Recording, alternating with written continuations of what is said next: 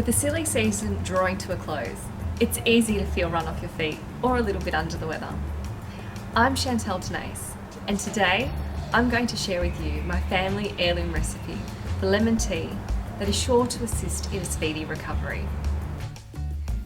This lemon tea is also my surefire way to combat the symptoms of the cold and flu in winter. It does have a very distinctive flavour, and the use of homegrown lemons is always best. Our family heirloom recipe is quite simple, and this preparation process extracts the oils from the rind.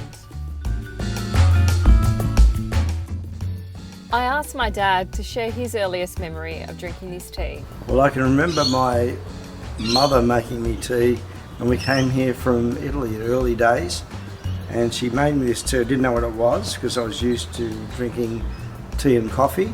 Coffee. It tasted okay, but it wasn't that great. But my mum did make it for me, so I drank it.